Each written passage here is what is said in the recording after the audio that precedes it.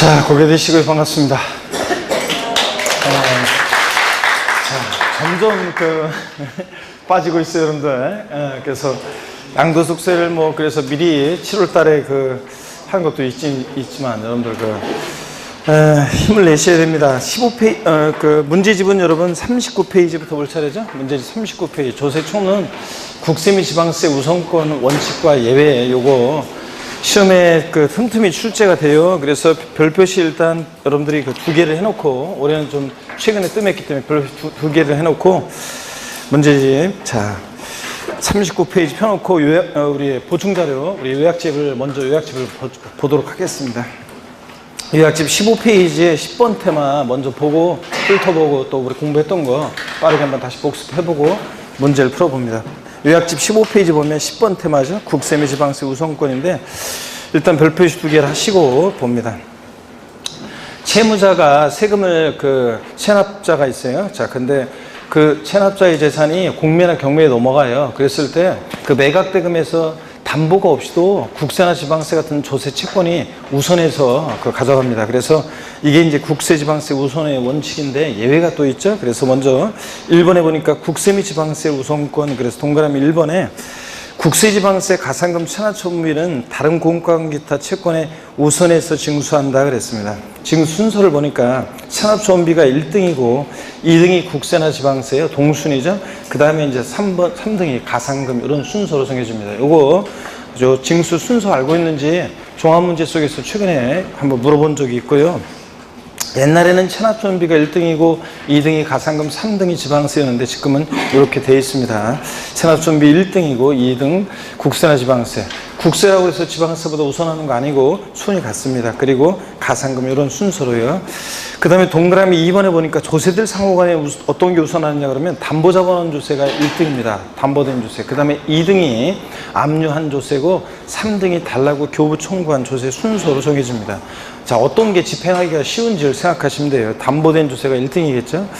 그 다음에 이 국세지방세 우선권의 예외에, 자, 여기부터 이제 본격적으로 또 중요한데, 먼저 직접경비 우선이요. 공익비용의 우선. 그래서 강제집행, 경매 또는 파산 절차에 의한 재산 매각에 소요된 비용은 국세, 가산금, 체납처분비에 우선합니다. 그러니까 매각이 돼야지 누구라도 한 푼 가져가죠. 채권자 공통의 비용이기 때문에 강제집행 절차에서 재산 매각에 소요된 비용이 무조건 최고 1등입니다.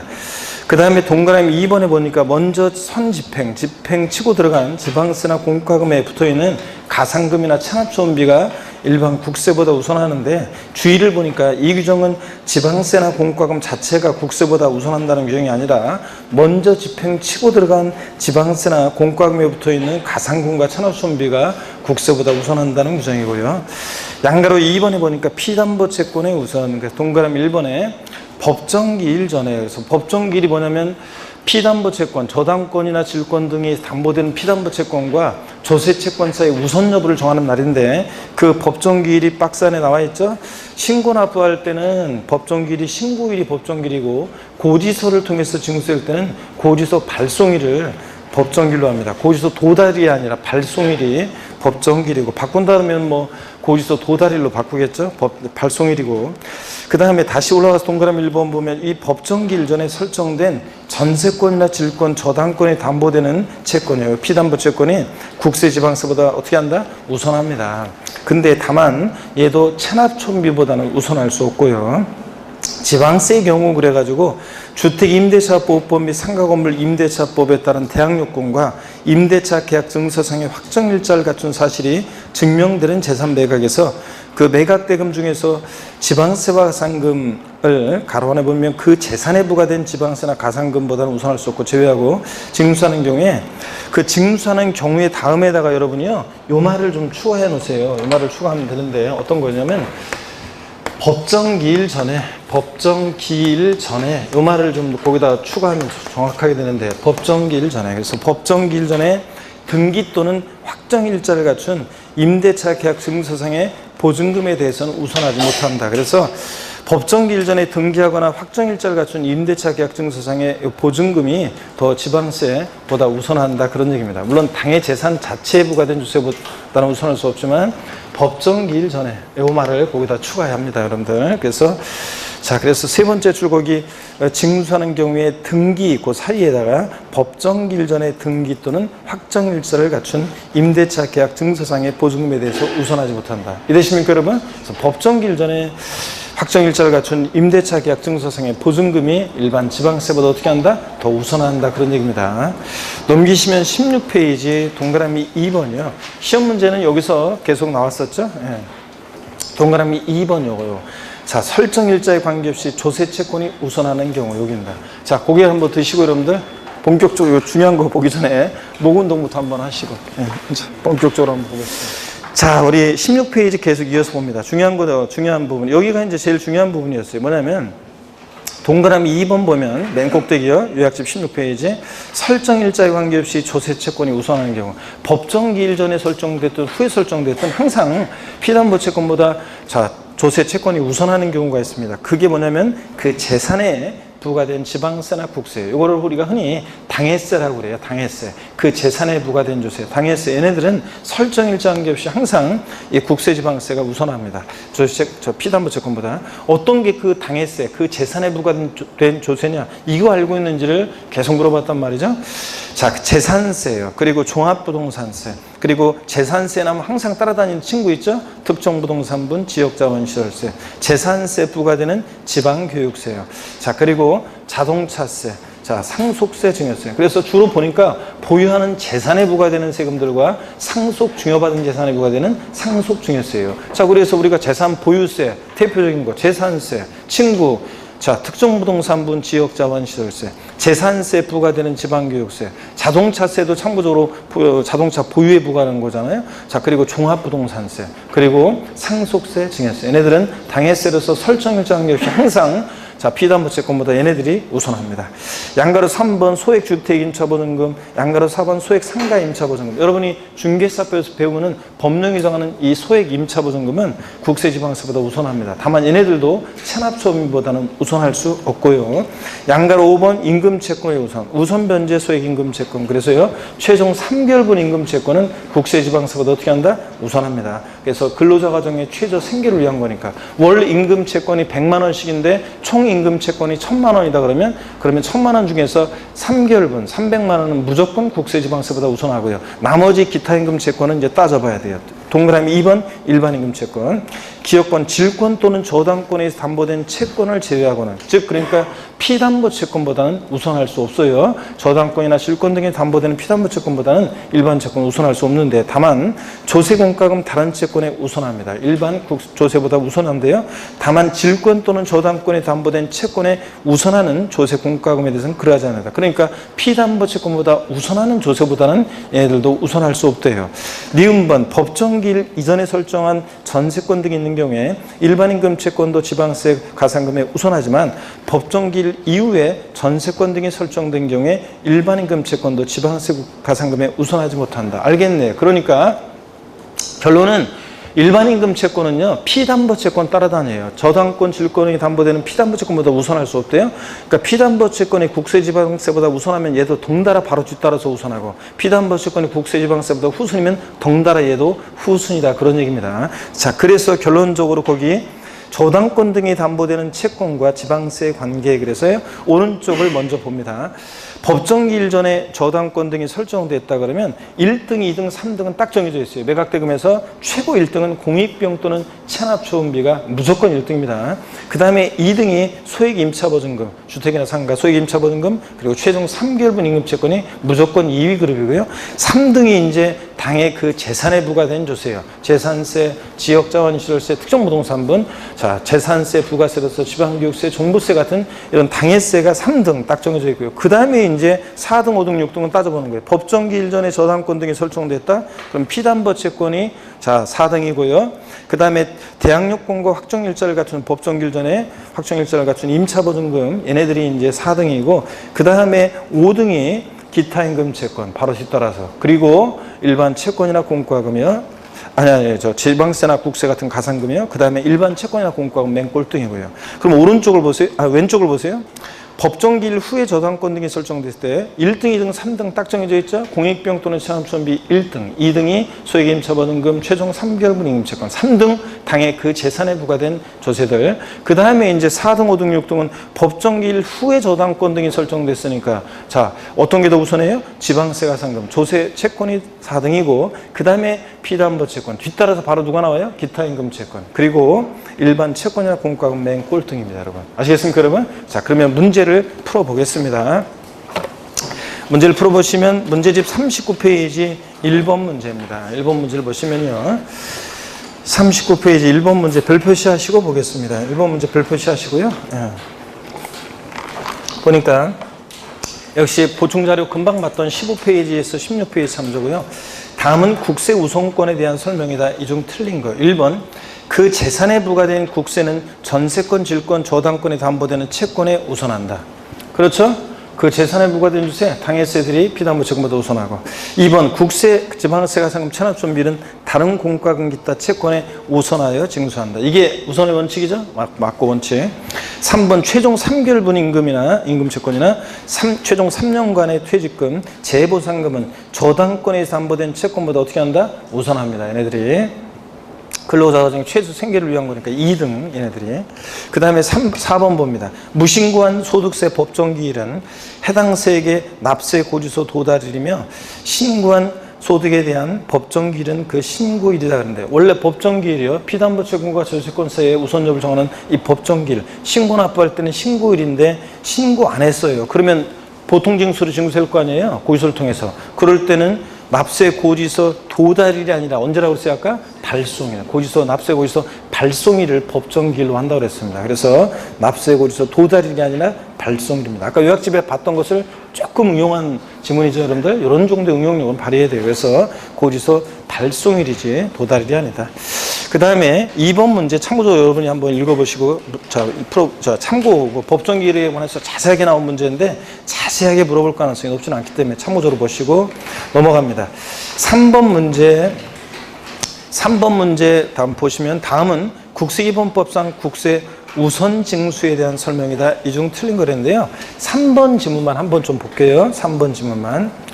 종합소득세로 신고한 해당 세액에 대해서 그 신고일 이후에 저당권 설정 등기한 재산 매각에 있어서 그 매각대금 중에서 종합소득세를 징수하는 경우에 그 저당권에 의해서 담보된 채권은 종합소득세, 그 종합소득세 우선한다 그랬습니다. 맞아요?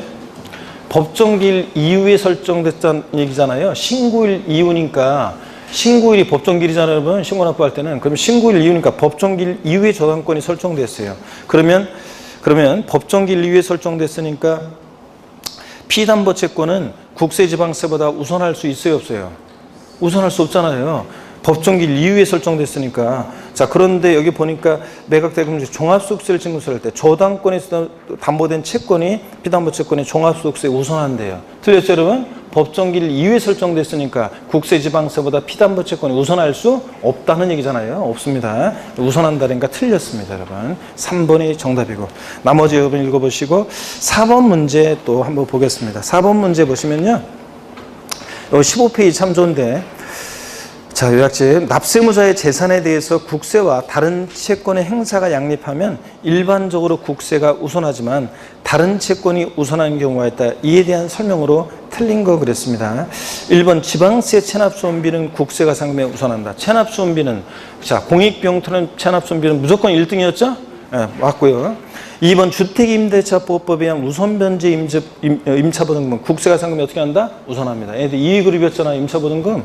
3번 근로기준법에 의한 소액임금 채권 최종 3개월분은 국세가 상금이 어떻게 한다? 우선합니다. 얘네들도 2그룹이었죠? 네. 4번 봅니다. 교부 청구한 국세는 선압류한 지방세가 상금보다 우선한다 그랬는데 아까 조세들 상호간에는 담보된 조세가 1등이고 2등이 압류한 조세, 3등이 달라고 교부 청구한 조세 순서입니다. 어떤 게 이거 집행하기가 쉬운지를 생각해 보시면 자, 선압류한 조세가 교부 청구한 조세보다 어떻게 한다? 우선합니다. 근데 여기서는 교부 청구한 국세가 선압류한 지방세가 상금보다 우선한다니까 틀렸죠, 여러분들? 도세들 상호간에 1등 담보된 주세, 2등 압류한 주세, 3등이 달라고 교부 청구한 주세 순서입니다. 그래서 4번 틀렸고요. 5번 국세와 지방세는 평등주의한 동순위주의를 채택하고 있다. 국세라고 그래서 지방세보다 우선하는 거 아니라고 그랬죠? 동순위입니다. 맞습니다. 4번이 정답이고요. 5번 문제 별표 시합니다. 5번 문제를 보시니까 다음은 국세지방세 우선권에 대한 내용이다. 옳은 거 그랬습니다. 1번 보시면 지방세 가산금 체납조원비는 다른 공과금 기타 채권에 우선해서 징수된다. 그렇죠 여러분들? 이 경우 징수 순서는 체납조원비, 지방세, 가산금의 순서로 한다. 그렇잖아요. 자, 옛날부터 제가 문제 요거 있었던 문제인데 요즘은 요거 알고 있는지 자 나중에 이제 예전에 나왔었고요. 자 1번 그래서 맞습니다. 2번 주택임대차보호법 및 상가 건물 임대차보호 규정에 의한 대항요건과 임대차 계약 등서상의 확정일자를 갖춘 사실이 증명되는 제3매각이 있어서 매각대금 중에서 지방세와 가산금을 징수하는 경우에 확정일자를 갖춘 임대차 계약 증서상의 보증금은 법정기일 전후의 설정 여부와 관계없이 지방세 가산금보다 우선한다 그랬는데 아까 제가 요거 이 임대차 확정일자를 갖춘 법정기일 전에 확정일자를 갖춘 임대차 계약 증서상의 보증금이 국세지방세보다 우선한다고 그랬잖아요. 아까 요거 추가해서 적어놓으라고 그랬잖아요. 요약집에. 자, 법정기일 전에요. 근데 법정기일 전후의 설정 여부와 관계없이 지방세 가산금보다 우선한다. 틀렸죠, 여러분들? 법정기일 전에 자, 확정일자를 갖춘 임대차 계약 증서상의 보증금이 국세지방세보다 우선합니다. 근데 전후 설정 여부와 관계없이 이게 틀렸어요, 여러분들? 예. 자, 그래서 당해세가 법정기일 전에 설정됐든 후에 설정됐든 설정일자 관계없이 우선하는 거고 당해세가 얘네들은 임차 보증금 요거 얘네들은 확정일자를 같은 임대차 계약 증서상의 보증금은 자, 요거 법정기일 전에 설정됐을 때 지방세 가산금보다 우선합니다, 여러분. 우리가 아까 2위 그룹이었던 법령이 정하는 소액 임차 보증금, 법령이 정하는 소액 임차 보증금은 주택이나 상가에 중개사법에 배우는 그 소액 임차 보증금, 수도권 외지역 임차 보증금 있잖아요. 그거는 무조건 2위 그룹이고, 예? 자, 그 법령이 정하는. 근데 그렇지 않은 그 그렇지 않은 임차 보증금, 소액 임차 보증금이 아닌 그런 임차 보증금은 법정기일 전에 설정됐을 때 국세지방세보다 어떻게 한다? 우선합니다, 여러분. 이해되십니까, 여러분? 네, 요 얘기입니다. 그 다음에 3번 소액 임차 보증금은 체납조원비, 국세가산금이 항상 우선한다. 아유, 체납조원비 얘가 항상 1등이라고 했죠? 그러니까 소액 임차 보증금도 체납조원비보다는 우선할 수 없습니다. 여러분 주택이나 상가에 법령이 정하는 소액 임차 보증금 2위 그룹이잖아요. 예. 아까 2위 그룹. 예. 체납조원비 공익비용이나 체납조원비보다는 우선할 수 없습니다. 그러니까 체납조원비 때문에 틀렸습니다. 4번 보면 주택임대차보호법에서 확정일자를 받을 수 있는 자의 범위와 상가건물 임대차보호법에서 확정일자를 받을 수 있는 자의 범위는 제한이 없기 때문에 언제나 확정일자를 받을 수 있다 그랬는데 틀렸습니다. 이거. 그래서 4번 해설을 좀 보겠습니다. 4번 해설을 보니까 여기는 참고적으로 알아두세요. 주택임대차보호법에서 확정일자를 받을 수 있는 자의 범위는 제한이 없지만 상가건물 임대차보호법에 확정일자를 받을 수 있는 자는 일정 금액 이하인 자에 한하고 그 금액을 초과하는 자는 확정일자를 받을 수 없다. 상가에 있어서는 이거 언제나 확정일자를 받을 수 없다. 제한이 없다. 이게 틀렸다는 얘기입니다. 주택임대차보호법에서 맞지만 5번 보면 먼저 압류한 조세가 있을지라도 평등주의에 의해서 국세와 지방세는 동순위를 채택하고 있다. 아니죠, 여러분들? 자, 조세들 상호간에 담보된 조세가 1등, 2등이 뭐라고요? 압류한 조세, 3등이 교부 청구한 조세. 그러니까 무조건 평등주의가 적용되는 건 아니죠, 여러분들? 압류한 조세가 있으면 어떤 게 우선한다? 압류한 조세가 우선하는 거지. 자, 그래서 틀렸고요. 그래서 1번이 정답이었습니다. 넘어갑니다. 42페이지 문제집 6번 문제 금방 봤어요. 여러분이 풀어보시고 7번 문제 별표 시험입니다. 이게 7번 문제처럼 이런 형태로 시험 문제가 계속 나왔었어요. 몇 번.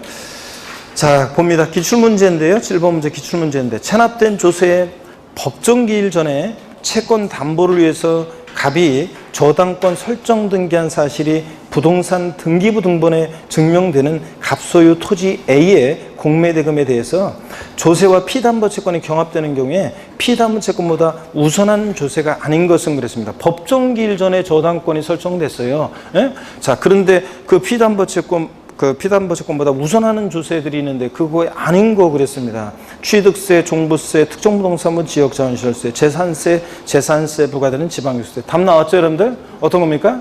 취득세지. 얘는 당해세가 아니잖아요. 나머지 애들 종부세, 특정부동산분 지역자원시설세, 재산세, 재산세 부과되는 지방교육세, 상속세, 증여세. 이런 애들은 당해세들이죠. 자, 그래서 1번이 정답이었습니다. 그 당해세 알고 있는지를 계속 시험에서 몇 번 물어봤습니다. 9번 문제는 여러분이 우선 변제 순서 요거 정하는 거. 아까 1등 체납소음비 또는 공익비용, 2등 그 최종 3개월분 임금채권, 또 소액임차보증금, 3등 자, 그 당해세, 4등, 5등, 6등은 법정기일 전에 설정되느냐 후에 설정되느냐에 따라서 피담보채권과 주도채권 여부 따져가지고 여러분이 한번 이거는 쭉 풀어보시면 되는 거고, 아까 설명드렸고 넘어갑니다. 44페이지 10번 문제로 가볼게요. 10번 문제예요. 이런 형태의 문제는 뭐 실전에서 기출된 적은 없습니다. 그렇지만 한번 자, 요거를 한번 풀어보겠습니다. 혹시 모르니까.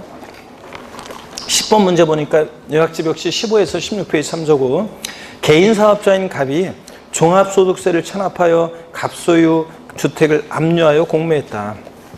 매각금액은 1억 원이고 배당을 신청한 채권자 및 채권액이 다음과 같을 때 관할 세무장이 배당받을 수 있는 종합소득세 금액은 얼마인가? 여러분들이 실무에 나가셔가지고 가끔씩 계좌분들이요, 요런 사안과 관련한 걸 물어봐요. 그래서 요게 이제 실무에서 내가 이제 어떻든 간에 우선 내가 요걸 어떤 그 보증금을 내가 뭐 전세 그 보증금을 받을 수 있는지 없는지, 아니면 요거 들어가야 되는지 말아야 되는지, 이걸 사야 되는지 말아야 되는지 이런 걸 할 때 요거 따져 볼 필요가 있습니다. 한번 볼게요, 여러분들.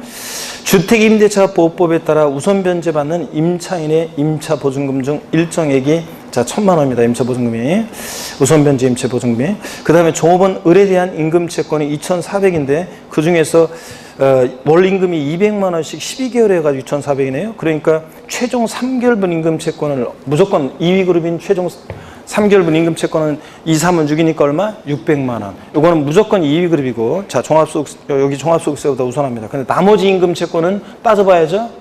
피담보채권이 우선하면 덩달아 우선하고 후순위면 덩달아 우선이고. 자, 세 번째, 압류된 주택에 대한 A은행의 채권이 4천만 원인데 저당권 설정 등기를, 이걸 이제 중요해요. 2018년 6월 2일입니다. 그 다음에 개인사업자 갑의 종합소득세가 5천만 원인데 법정기일 2018년 11월 16일입니다. 자, 그러면 법정기일 전에 설정되느냐 후에 설정되느냐에 따라 피담보채권 달라지죠. 11월 16일인데 자, 저당권이 더 먼저 설정됐죠. 6월 2일이요. 그러니까 법정기일 전에 설정된 피담보채권 4천만 원, 이게 국세 지방 종합소득세보다 어떻게 한다? 우선합니다.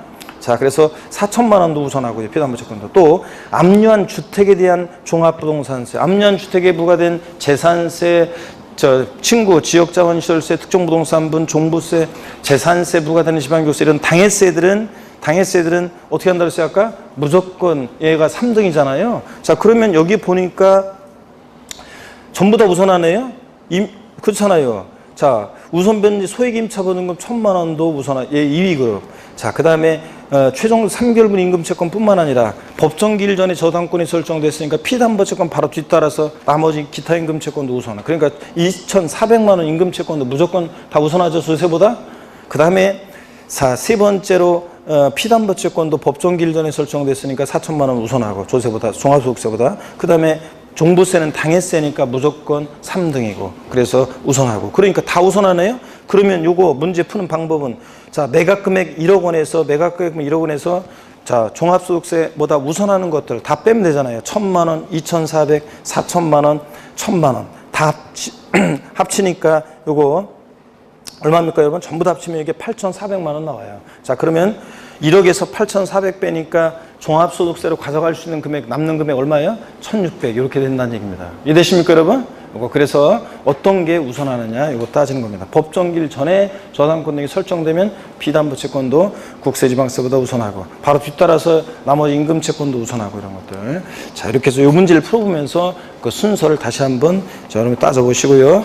자, 이렇게 됐습니다. 이 정도만 풀면은 국세지방세 우선의 원칙에서 시험 문제 나올 수 있는 가장 깊은 최상위까지 다 우리가 살펴봤어요. 이 정도만 알고 있으면 충분히 문제 어떻게 나오든 다 풀어낼 수 있습니다. 45페이지 문제집 서류 송달인데, 자, 요거는 시험에 딱 한 번 나왔죠. 이게 서류 송달은 공무원세법에서는 중요해요. 공무원세법에서는 서류 송달은 아주 중요하거든요. 근데 우리 중개사세법에서는 서류 송달은 시험에 딱 한 번 나왔어요. 딱 한 번. 그래서 중요하지 않습니다. 근데 편하게 한번 요거를 한번 요약집 우리 한번 잠깐 볼게요. 편하게 그냥 한번 봅니다. 그냥 편하게. 그래서 막판에는 이런 거는 막판에는 안 보셔도 되고 지금 이제 한 번 정도 공부해 놓고 가면 돼요. 막판에는 공부 안 하셔도 되고. 자, 그래서 어디냐면 요약집 19페이지입니다. 요약집 19페이지 13번 테마 서류 송달이요. 그냥 지금 한번 보고 나중에 여러분들이 혹시 모의고사 나오면 그때 그냥 한번 풀어보고 그 다음에 이제 여러분들이 막판에는 안 보셔도 됩니다. 자, 지금 한번 자세히 정독해서 봅니다. 서류 송달이요. 봅니다. 송달 방법은요. 우편으로 송달하는 방법, 교부 송달, 직접 주는 방법, 또 전자 송달, 인터넷이나 이렇게 이런 방법으로 전자 송달하는 방법. 예외가 있는데 공시 송달이라고 그래가지고 교부 송달이나 우편 송달이 불가능할 때 공시 송달이라고 해서 옛날에는 신문에 이렇게 일간 신문에 여러분들 이런 거 막 쭉 이렇게 뭐 공시 최고 이래가지고 막 나오는 거 있었는데 요즘은 그런 걸 잘 못 보겠더라고요. 자, 공시 송달 방법이 있습니다. 자, 보세요. 공시 송달이라는 것은 공적으로 공공할 때 그 공이잖아요. 보일시예요. 그러니까 널리 보이게 송달하는 방법이죠. 자, 공송달의 사유도 그냥 편하게 한번 봅니다. 주소 또는 영업소가 국에 있고 송달이 곤란해요. 주소 영업소가 분명하지 않아요. 3번 서류를 우편으로 송달했으나 받을 사람이 없는 것으로 확인돼서 반송됨으로써 나쁘게 하는데 송달하기 곤란해요. 4번 세무공무원이 2위 이상 납사자를 방문해서 서류를 교부하려고 했는데 받을 사람이 없는 것으로 확인돼서 나쁘게 하는데 송달하기 곤란해요. 다 곤란하고 불분명하고 이런 경우죠. 양가로 2번 공송달의 방법. 공송달의 경우는 서류 공고는 지방세 정보통신망 또 시운회 게시판에 게시하거나 관보 또는 공보 또는 일간신문에 게재하는 방법을 하는데 어떤 회사 모의고사 보니까 주간신문에 게재하는 방법으로 한다. 이래가지고 이걸 일간신문은 주간신문으로 바꿔가지고 모의고사 냈더라고요. 일간신문입니다. 자, 이 경우 지방세 정보통신망을 위해서 공송달할 때는 다른 공시 방법과 함께 해야 한다는 거. 그 다음에 유치송달이라고 해요. 서류 송달을 받아야 할 자 또는 상인 그 밖에 종업인 동거인으로서 사리를 판별할 수 있는 사람이 정당한 사유 없이 서류 송달을 거부해. 그러면 송달할 장소, 여러분 보세요. 받아야 할 사람이 안 받는다고 거부해. 그러면은 그냥 어떻게 한다? 두고 올 수 있어. 이렇게 서류 송달 장소에 그냥 두고. 유치송달이라고 하는데 아니 받아야 할 자가 정당한 사유 없이 막 거부해. 그러면 두고 이렇게 올 수 있다는 얘기입니다. 이걸 유치송달이라고 해요. 됐습니다. 그럼 문제 한번 보겠습니다. 자, 문제집 45페이지 한번 봅니다. 문제집 45페이지. 문제집 45페이지 보시면 1번에 다음은 서류 송달에 관한 설명이다. 옳은 것은 그랬습니다. 1번 주간신문에 게시한 경우에도 공송달이 요약했다. 아까 어떤 신문에 공시한다고 그랬어요? 네? 일간신문.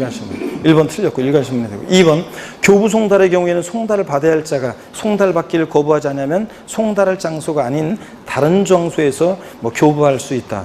그렇겠죠, 여러분들? 2번 맞고요. 3번 서류 송달을 받아야 할 자 또는 상인, 종업원, 기타 동거인이 정당한 사유 없이 서류 송달을 거부한 때는 공송달할 수 있다는데 여러분이 아까 공송달은 곤란하고 불분명하고 이렇게 곤란하고 이런 경우에 할 수 있는 거지 정당한 사유 없이 서류 수령을 거부해. 그럼 아까 어떻게 한다고 그랬어요? 그냥 유치송달이라서 서류 송달 장소에 그냥 두고 올 수 있다고 그랬죠? 이거는 그냥 유치송달에서 두고 오는 거지 공송달을 할 수 없습니다. 이거는 곤란하고 그럴 때만 공송달하는 거지. 3번 틀렸습니다. 4번 납세 고지에 관계되는 서류는 통상 우편에 의해서 송달할 수 있다. 그렇게 되어 있는데요. 요거 4번 해설을 좀 봅니다. 우편에 의한 송달에 있어서는 납세고지서 독촉 및 체납처분에 관계되는 서류는 등기우편에 의해서 하여야 하나. 그러니까 이거 중요한 이런 것들은 어떻게 한다고요? 등기우편에 의해서 해야 되나.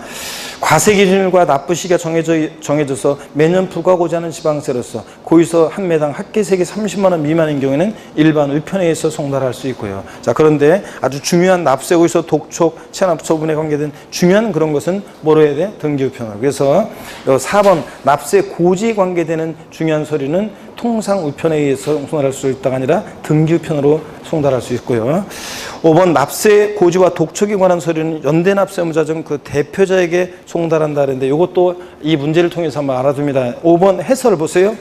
연대납세의무자에게 서류를 송달하고자 하는 때는 그 대표자를 명의인으로 해서 대표적 없는 경우에는 연대 납세무자 중에서 지방세 징수상 유리한 자를 명인으로 한다. 다만 납세 고지와 독촉에 관한 서류는 납세 중요한 거니까 연대 납세무자 모두에게 각각 송달해야 한다. 이런 것들 한번 이 문제를 통해서 그렇구나 한번 눈여겨보고요. 2번 문제가 기출문제인데 딱 한 번 나온 거예요. 편하게 보시면 됩니다. 그래서 오늘이 이게 이제 마지막이에요. 자, 지방세 입원법상 공송달할 수 있는 경우가 아닌 거 그랬는데 요거 의외로 있잖아요. 자, 공송달은, 서류 송달은 제가 안 가르쳐 줬는데 있잖아요. 강의 안 했었어요, 이거. 예전에. 그냥 강의 안 했거나 아니면 어떤 곳에서는 인강 촬영 때문에 한 번 정도 근거를 남기기 위해서 이제 살짝 그 1번 문제 같은 요 정도만 한번 풀어주고 그냥 너무 한 번 딱 한 번, 1년에 딱 한 번 얘기해주고 넘어갔거든요.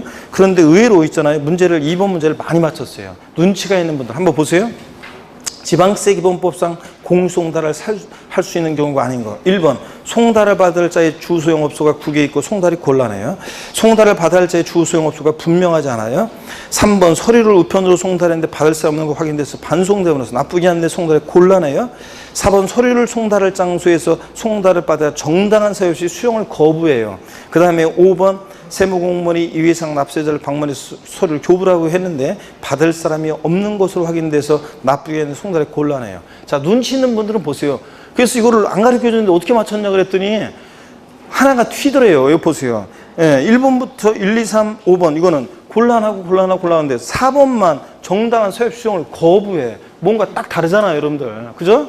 그래서 4번을 찍어가지고 맞춘 분들이 많았습니다. 4번은 정당한 사유 수용을 거부하면 그냥 어떻게 한다?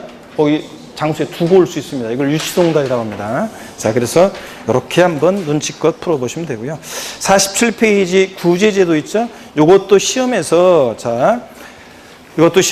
한 번 딱 나왔고 그 다음에 독립화 문제로 그 다음에 한 번은 종합문제 속에서 지문 한 줄 나왔어요. 구제제도는 여러분들이 종합문제 속에서 지문 한 줄 나올 정도로 생각하시면 되는데 역시 이것도 요약집을 먼저 봅니다. 17페이지 한번 봅니다. 권리구제 요약집 17페이지 한번 보세요. 그리고 좀 수정할 부분이 있어요. 그래서 요약집 17페이지 봅니다. 11번 테마 권리구제요.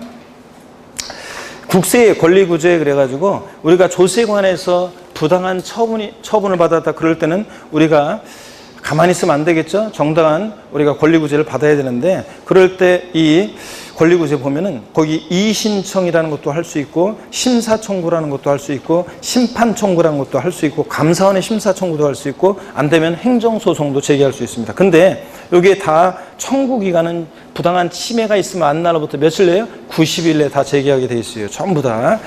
자, 근데 결정기간은 청구받고 나서 이 결정하는 기간은 좀씩 다른데요.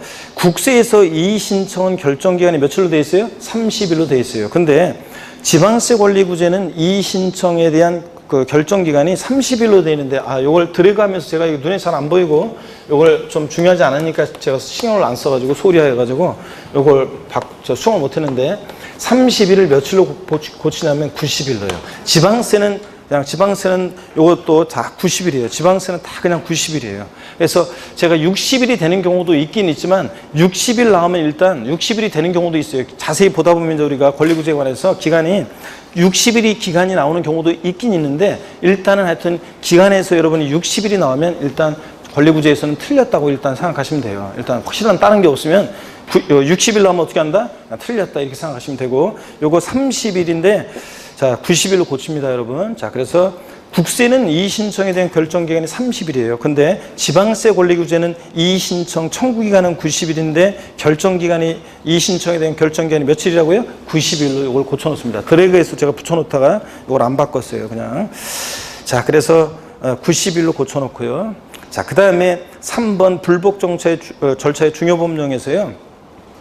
이의신청은 임의적인 불복제도로서 납세자가 선택하지 않을 수 있습니다. 그러니까 이의신청 절차를 거치지 아니하면 심사청구나 심판청구를 제기할 수 없다. 이러면 틀리다 그랬어요. 이의신청 절차는 거치지 않고도 이렇게 할 수 있습니다. 그 다음에 2번 심사청구와 심판청구는 선택적인 필수 절차인데 다만 둘 중 하나만 거치면 행정소송이 가능합니다. 그래서 결론적으로 3번 이게 이제 시험에 안 나왔기 때문에 나온다 그러면 이 3번이 중요하다고 그랬죠. 심사청구와 심판청구는 중복해서 청구할 수가 없다는 거 여러분 꼭 기억합니다. 그래서 심사청구, 심판청구 둘 다 받을 수 있게 돼 있으면 틀려요. 둘 중에 하나만 받을 수 있습니다. 이의신청은 임의적이라 받을 수도 있고 절차를 거칠 수도 있고 안 거칠 수도 있지만 심사 청구와 심판 청구는 반드시 거쳐야 되는데 다만 둘 중 하나만 거쳐야지 심사 청구도 받고 심판 청구도 받고 중복 청구가 된다 안 된다? 안 된다. 요거 꼭 기억하면 되고 나머지 4번 지방세기본법상 이의신청 심사청구는 그 처분의 집행에 효력을 미치지 아니한다. 그렇습니다. 그러면은 당연히 사람들이 일단 집행 절차를 피하기 위해서 이의신청 제기하고 심사청구 제기하고 질질 시간을 끌 수 있잖아요. 그래서 이런 것들은 처분의 집행에 효력을 미치지 않습니다. 다만 압류한 재산에 대해서는 이의신청 심판청구의 처분이 있는 날부터 30일까지 공매처분 보류할 수 있고 5번 지방세기본법상 이의신청인이 재해 등을 입어서 이의신청 기간 내 이의신청할 수 없을 때는 그 사유가 소멸한 날부터 14일 이내에 의의신청이 아니라 오타죠? 의의가 아니라 이거 바꿔야죠? 이것을 이의신청으로 이의신청을 할 수 있다. 이렇게 오타 수정하시고요. 자, 그래서 아까 지방세 권리구제에서 이의신청 청구기간은 90일인데 이의신청에 대한 결정기간은 요거 90일로 30일로 되어 있는 것을 요약집을 90일로 수정합니다. 됐습니다. 자, 그럼 문제를 한번 또 보겠습니다, 여러분. 문제 가서 보시면 문제집 47페이지에 문제집 47페이지 1번 문제 있잖아요. 다음은 구제 절차 중 거칠 수 있는 순서이다. 이 중 틀린 거랬는데 자, 심사 청구에서 바로 행정소송 제기할 수 있죠? 왜냐하면 이의신청 절차는 임의적인, 그러니까 거치지 않고도 심사 청구로 바로 제기하고 행정소송 갈 수 있잖아요. 또 이의신청 절차 거치지 않고 바로 심판 청구 갔다가 행정소송을 할 수 있죠? 그 다음에 이의신청 절차를 거쳤다가 심사 청구 받고 행정소송 이렇게 할 수 있고 또 이의신청 절차를 거쳤다가 심판 청구 받고 행정소송 이렇게 할 수 있죠? 근데 이의신청 절차를 거쳤다가 심사 청구도 받고 심판 청구도 받고 그리고 행정소송 이거 돼야 안 돼요? 심사 청구와 심판 청구는 중복 청구가 된다 안 된다? 안 된다 그런 얘기입니다. 그래서 몇 번이 정답이에요? 5번입니다. 그리고 2번 문제가 기출문제인데 여러분이 쭉 한번 읽어보시면 아까 설명 다 드린 게 나와요. 근데 제가 요거 또 권리구제도 제가 강조하지 않았는데 딱 한 번 1년에 강의하면서 요게 청구기간 같은 게 중요한데 다 90일이고 지방산업국세나 청구기간 90일이고 또 하여튼 기간에서 60일 나오면 일단 옛날에는 60일, 90일 중구난방이었다가 지금은 청구기간 같은 건 다 90일로 통일됐고 그래서 60일 나오면 일단 틀렸다고 생각하라고 했는데 어떤 수강생분이 보세요. 그걸 어떻게 기억했다가 했잖아요. 요거 문제 쭉 보니까 90일 쭉 나오는데 60일 나오고 30일도 있는데 제가 14일도 있는데 제가 60일 나오면 틀렸다고 그러라고 했잖아요. 그 말을 기억해가지고 4번을 찍은 사람들이 있어요. 그래가지고 제가 아니 나 강의 이거 거의 안 했는데 그랬더니 어떤 수강생이 그랬어요. 아유 수업 시간에 그거 얘기했잖아요. 60일 나오면 일단 저기 정답이라고. 그래가지고 내가 그래가지고 맞춘 사람도 있어요. 이게 원래는 60일이 아니라 30일인데 30일까지 공매처분 보류할 수 있다. 30일인데 그 수업 시간에 그걸 기억해가지고 뒷걸음질 치다가 맞춘 수험생이 있어요. 하여튼 수업을 잘 들은 수험생들은 이렇게도 맞추고 저렇게도 맞춘다 그런 얘기입니다. 하여튼 권리구제에서 여러분 왔죠? 권리구제에서 일단 60일 나오면 60일이 되는 경우도 있지만 60일 나오면 일단 그게 정답일 가능성이 높고 틀렸다고 보시고 60일은 그 다음에 하여튼 심사청구와 심판청구는 중복해서 받을 수 있다 없다? 없다. 요거 꼭 기억하면 됩니다. 넘어갑니다. 자, 그래서 어디로 가시냐면 여러분요 그 문제집은 일단 우리가 문제집은 그 50페이지 취득세로 가겠습니다. 취득세. 자, 취득세로 여러분 펴놓고 우리가 취득세는 시험 문제가 보니까 다음 시간에 본격적으로 봐야 될 것 같으네. 취득세는 우리 선언 문제가 출제되는데 네 문제 나온 적도 있고요. 자, 근데 세 문제 정도 출제 예상하시면 되고 취득세에서 우리 과세 대상 어떤 것을 취득했을 때 취득세가 부과되고 또 취득세에서 취득이라는 게 뭐고 취득의 개념과 유형이요. 독립한 문제보다는 종합 문제 속에서 주로 나오는 부분이고요. 자, 독립한 문제보다는 종합 문제 속에서 나오는 부분이고 취득세 누가 납세무자가 되느냐 이 납세무자는 시험에 제가 나온다고 그랬죠? 올해 나오는 부분이고요. 취득세 납세무자는 시험에 무조건 나오는 부분이고 어느 때를 취득의 시기로 하느냐는 가끔씩 시험에 나오는 건데 작년에 독립한 문제로 지문 길게 나왔기 때문에 올해는 좀 소홀히 합니다. 종합 문제 속에서 지문 한 줄 나오는 정도로 여러분들이 생각하시면 되고요. 취득시기는 좀 중요성이 떨어졌고, 그 다음에 과세표준 세금 계산해야죠. 과세표준 어떻게 결정되고 몇 프로 세율이 정되냐는 요거는 이제 시험에 무조건 나오는 부분인데 몇 문제 나오느냐가 문제예요. 몇 문제가 나오느냐가 문제지 무조건 나오는 부분입니다. 그래서 과세표준에 대한 거 작년에 27회 시험은 과세표준에서 시험 문제가 나왔는데 작년에 안 나왔기 때문에 좀 주의하셔야 되고 올해 역시 나올 가능성이 높고, 세율은 무조건 나오는데 몇 문제 나오느냐가 문제예요. 한 문제 나올 수도 있고 두 문제 나올 수도 있고. 자, 그래서 어떻든 간에 과세표준과 세율은 무조건 시험에 나오는 부분이고, 세금 계산했으면 내야죠. 납세지를 어디로 가고 또 그 다음에 납세 절차, 취득세 신고 납부하는데 그 납세 절차도 항상 출제 1순위입니다. 이거는 시험에 이것도 거의 그냥 종합 문제 속에서라도 나온다 생각하시면 되고, 어떤 경우에 취득세는 비과세 되느냐는, 자, 작년에 종합 문제 속에서 지문 2개가 나왔었습니다. 그래서 이런 것들을 테마로 해서 우리 취득세 출제가 되고요. 자, 우리 그 다음에 50페이지 문제집 50페이지 1번 특징 및 과세 대상물인데 별표시 하나만 하고요. 잠시 쉬었다가 우리 본격적으로 여기부터 보도록 하겠습니다. 잠깐 쉽니다, 여러분.